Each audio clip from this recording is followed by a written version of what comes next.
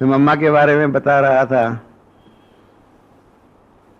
हम लोग यहाँ ही थे और मम्मा हापुड़ आदि का चक्कर लगा करके यहाँ आए।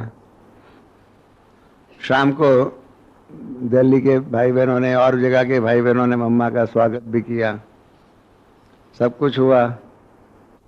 बाद में रात में बाबा मम्मा और मैं बैठा हुआ था। मम्मा ने वर्णन किया कि ऐसे हापुड़ में हुआ है, हंगामा हो रहा है, आर्य समाजी लोग ऐसा करते हैं, इन्होंने पानी बंद कर दिया, लेटरिन सफाई करने वाले को बंद कर दिया, बहुत कुछ परिस्थितियां हमारे विरुद्ध में कर दी थी। वो सारी बातें सुनता रहा, मैं सुनता रहा। बाबा मम्मा दोनों लेन देन करते थे, मैं सुनता रहा। तो मेरे मन में एक प्रश्न उठा।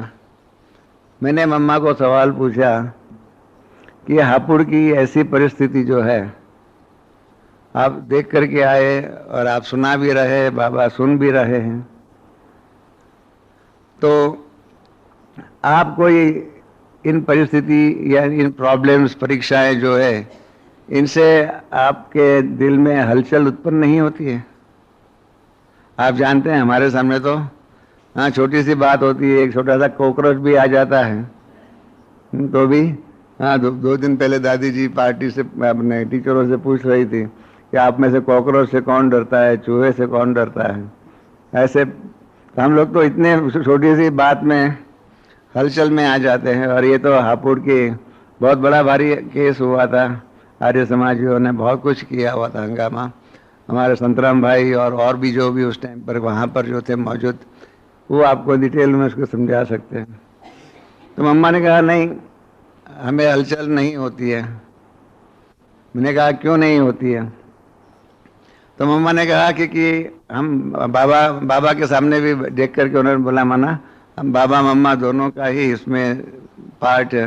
कहा कि हमें एक बात का पक्का निश्चय है कि 5000 वर्ष पहले जैसे स्थापना हुई थी ऐसे अब हो रही है, और इसलिए उसके अंदर चढ़ाव उतराव आदि जो भी आने वाला है, 5000 वर्ष पहले भी इसी प्रकार से चढ़ाव उतराव ऊपर नीचे बातें आई हुई थी।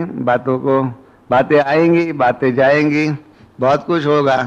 इसलिए हम इन बातों से हमारी अवस्था नहीं बिगड़ती है, हम हलचल में नहीं आते हैं।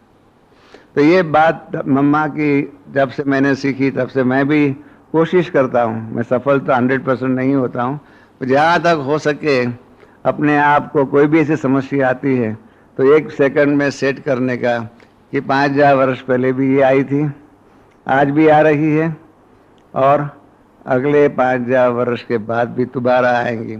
इस प्रकार से, जिसको कहते हैं ड्रामा की ढाल कहो, 5000 वर्ष की ढाल के द्वारा प्रयत्न करता हूँ तो काफ़ी मदद मिलती है। तो ये भी बाबा मम्मा से हमको एक सीखने को मिला।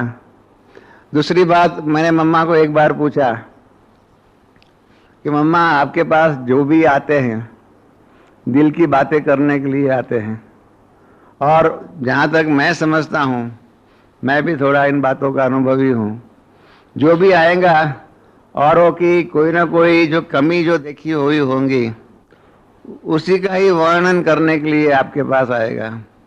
किसी की अच्छी बात सुनाने के लिए तो कोई आपके पास नहीं आएगा।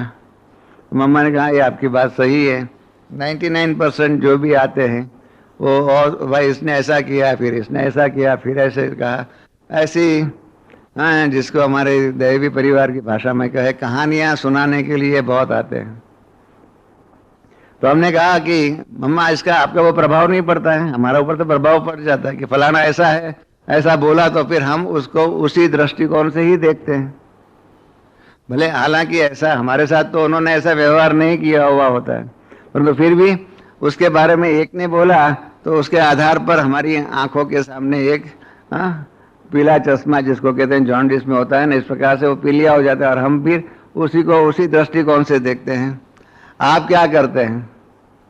तो मम्मा ने कहा कि नहीं, हम तो देखते हैं कि हर एक पुरुषार्थी है, हर एक पुरुषार्थ के द्वारा आगे बढ़ने की कोशिश कर रहा है, और पुरुषार्थ के अंदर कई आगे बढ़ते हैं, कई जो है ये भी हम बाबा मम्मा जानते हैं कि स्कूल है, परीक्षाएं हैं, परीक्षा के अंदर सबका पहला नंबर तो नहीं आता है, किसी का पहला नंबर तो किसी का लास्ट नंबर, किसी का फेल हो जाने का, किसी का प्रमोशन, ऐसे मिलता ही है। तो इसी हिसाब से हर एक अपना अपना पुरुषार्थ करते हैं। और हमें इस बात का भी निश्चय है कि बाबा की राजधानी स्थापन हो रही है, और राजधानी के अंदर के हर एक जो भी प्यादा, महारथी आदि जो भी है, वो सभी यहाँ से ही बनने वाले हैं, और उसी के आधार पर हर एक अपने संस्कार के आधार पर अपना कारोबार करते हैं। इसलिए हम किसी की भी ग्लानि, कितनी भी ग्लानि सुने, कितनी भी भूले देखे सुने करें, परंतु अपने मन को और अपनी बुद्धि को उस व्यक्ति के प्रति हमारे दिल में हम कभी भी नेगेटिव बात निर्माण नहीं करते हैं। और नेगेटिव भाव नहीं होता है, पॉजिटिव भाव से ही उनके साथ व्यवहार करते हैं।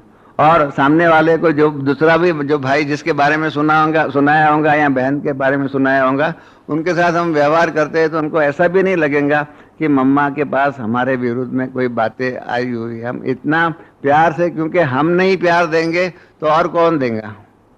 हर एक को अपने अपना पुरुषार्थ है, हर एक को अपने अपने पुरुषार्थ के द्वारा आगे बढ़ने की दिल है। तो इसलिए हम तो हर एक को उनका पुरुषार्थ आगे बढ़े, पुरुषार्थ में तीव्रता आए, उसके लिए ही कोशिश करते हैं। फिर 62 की बात है, हम जब यहाँ आए थे, कार में सारा चक्कर लगाया था। मैं था, उषा थी, दादी पुष्प शांता थी, शांता माता थी, हमारी बड़ी छोटी बहनें सब थे। तो जब यहाँ आए, बाबा से मिले, तो बाबा ने कहा कि बच्चे तेरे मन में कोई प्रश्न होगा। मैंने कहा अभी तो कोई प्रश्न नहीं है, परंतु कई बातों की ड्रामा के अंदर कई बातों की बातें समझ में नहीं आती है, तो ऐसी बातें थोड़ी समझने की इच्छा है। बाकी कोई प्रश्न माना शंका के रूप में नहीं है, परंतु विस्तार में जानकारी के लिए इच्छा है। तो बाबा ने कहा, मम्मा को बुलाया, क्योंकि ये रमेश बच्चा जो आया हुआ है उसके साथ 2-3 दिन जो है शाम को आप बैठो और उनके पास जो भी प्रश्न है वो प्रश्न का उनको मार्गदर्शन दीजिए। तो दूसरे दिन से ही शुरू हुआ। हमने कई बातें, छोटी बड़ी बातें, पुरुषार्थ की, शास्त्रों की, इन सब बातें कही। दूसरे दिन भी बातें, पहले दिन में तो काफ़ी बातें पूरी हो गई। दूसरे दिन हमने मम्मा से सवाल पूछा कि मम्मा एक बात अभी तक हमारी बुद्धि में नहीं बैठती है। अब तक हमको यही कहा गया है कि जब ब्रह्मणी जो है बंदा भोग लेकर के, जो बहन संदेशी बहन जो है वो जाती है बाबा के पास सूक्ष्मवतन में, तब हमको ये कहा गया है कि ये शरीर छोड़ करके बाबा के पास जाती है। मैंने कहा कि मम्मा ये बात मेरी बुद्धि में नहीं बैठती है कि एक बार अगर आत्मा ये शरीर छोड़ दे, चाहे परमधाम जाने के लिए, चाहे सूक्ष्मवतन में जाने के लिए, चाहे इधर उधर किधर भी जाने के लिए, एक बार शरीर छोड़ ले तो उसके बाद तो ये हृदय बंद हो जाएंगे। उसके बाद अंदर फिर से दोबारा वो आत्मा कैसे आ सकती है, ये बात मेरी समझ में नहीं आती है। तो ये बात मम्मा की, मुझे मम्मा ने जो जवाब दिया ना, पहला जवाब दिया ना, ये मुझे बहुत अच्छा लगा। मम्मा ने कहा ये बात बाबा ने आज तक तो यही बताई है, इनसे ज़्यादा मुझे भी मालूम नहीं है। ये प्रश्न आज रात्रि के क्लास में आप बाबा से पूछना। तो ये मम्मा की, जिसको कहते हैं ना कैंडिड एक्सेप्टेंस, कि जी हाँ मैं नहीं जानती हूँ, बाबा से आप पूछिए। हम लोग क्या करते हैं, नहीं जानते हैं ना, तो भी ऐसा गोल घोटाला करके ऊपर नीचे आगे पीछे की बातें कर करके कभी भी हमारी इग्नोरेंस जो है ना उसको कभी भी कन्फेस नहीं करते कि नहीं भाई ये मैं नहीं जानता हूँ। बाबा ने कई बार मुरली में कहा है कि आप कह दो कि हमारे बड़ों से पूछ करके हम बताएंगे, उसमें क्या बड़ी बात है, और आप उसमें आपको देहाभिमान नहीं होना चाहिए। तो ये मम्मा के अंदर हमने ये देखा कि मम्मा के पास देहाभिमान नहीं था। मम्मा ने कहा कि आज तक तो बाबा ने यही कहा है कि संदेशी जो है वो ध्यान में जाती है और शरीर छोड़ करके जाती है, ऊपर सूक्ष्मवतन में जाती है, मिलती है, करती है, आती है, वैकुंठ जाती है, जो भी रास खेलती है, सुबी रस पीती है, आदि आदि बताया। अब तक तो यही बताया, परंतु आपकी बात पे आप विचार करना चाहिए। आप रात्रि के क्लास में बाबा से पूछना। तो मैंने कहा ठीक है, आपकी परमिशन हो तो मैं पूछूं, क्योंकि जो भी अभी तक की मान्यता है वो मान्यता के हिसाब से मुझे तो कोई इतराज नहीं है, परंतु मुझे लग रहा है कि इसमें कुछ बातें की विशेष जानकारी होनी चाहिए। रात्रि क्लास में मम्मा ने और बाबा दोनों आए बैठे हुए थे, तो मम्मा ने कहा कि रमेश जी आप जो सवाल जो थे ना वो पूछिए। तो मैंने बाबा से सवाल पूछा कि संदेशियाँ कैसे ध्यान में जाती हैं, क्या ये शरीर छोड़ करके जाती हैं? क्योंकि अब तक तो हमको जो भी बॉम्बे आदि में जो सुनाया गया, और आज भी मम्मा ने भी जो कहा कि अब तक तो हमारे ज्ञान के अंदर तो यही बात है, ये शरीर छोड़ करके जाती है।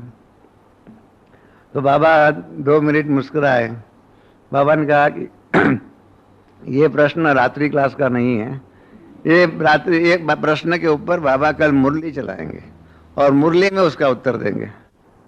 मैंने कहा हमें क्या जरूर, अभी दो, कल दो, कभी भी दो, हमें तो उसका उत्तर चाहिए, मार्गदर्शन चाहिए हमको। मैंने कहा, फिर से कहा, हमको ये शंका नहीं है, तो जानकारी प्राप्त करने की एक इच्छा है, उत्कंठा है। दूसरे दिन सुबह बाबा ने मुरली में इसी बात को उठाया कि ऐसे ऐसे संदेशियाँ जाती हैं।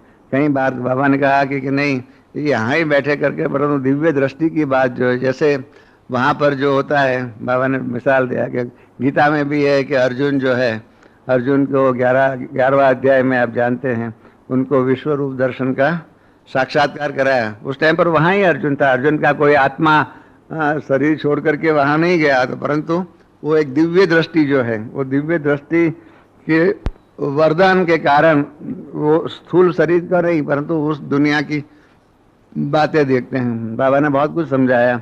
जैसे बाबा ने कहा कि सिनेमा होता है, सिनेमा के अंदर स्क्रीन पर प्रोजेक्टर के द्वारा एक सीन आता है, आप उसको देखते हैं और आपकी आंखें उसको देखती है। आपको सत्य भी लग सकता है कि अरे सामने तो हो रहा है ऐसा, परंतु वास्तव में वो होता नहीं है। परंतु आपको इस प्रकार से प्रोजेक्टर के द्वारा एक पर्टिकुलर सीन जो है वो दिखाई पड़ता है, जो थिएटर के बाहर होगा उनको दिखाई नहीं पड़ेगा।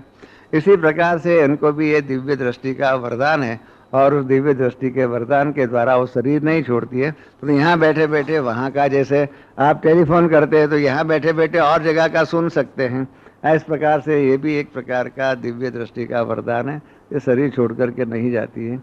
इस प्रकार की